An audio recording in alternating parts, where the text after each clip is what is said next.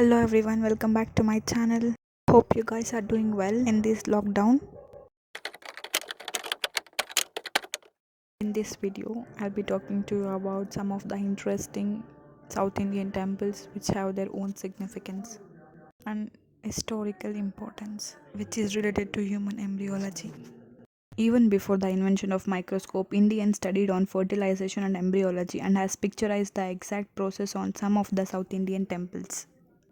Let's get into the video to know more about this. This is Varamurtheeswarar temple which is located at Ariyathurai, Tamilnadu.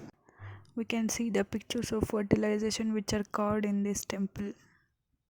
This temple is claimed to be 6,000 years old based on some legendary aspects, but a reasonable estimate is about 1,000 years. King Kunjoro Cholan has made additions to the temple. This temple definitely existed in Chola era, that is around 1,000 years old.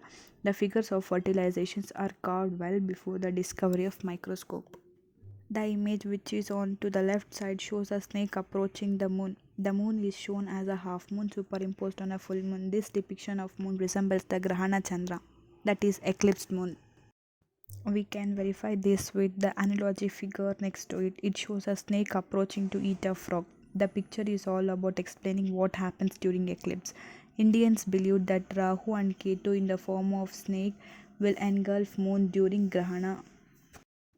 Rahu and Ketu are referred as Chaya Grahas. So eclipsed moon happens because of Chaya, that is shadow, was also known to the Indian astrologers and astronomers.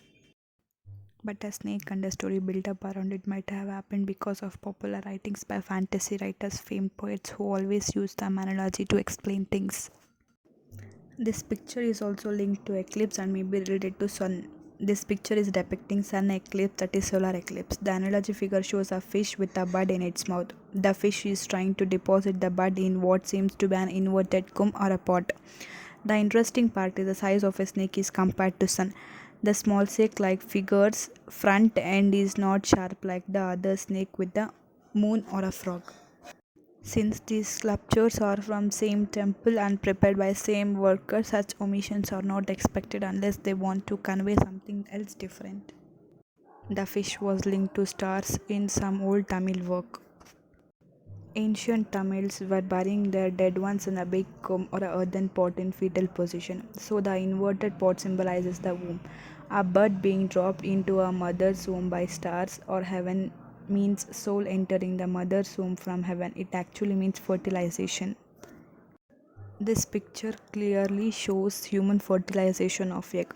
So the small snake touching the disc is nothing but human egg fertilization.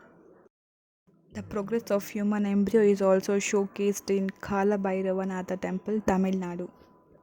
One of the ancient Upanishads called Garbhopanishad has precise, detailed information on embryology, matching very closely with modern scientific embryology, excluding some details still unknown to modern science.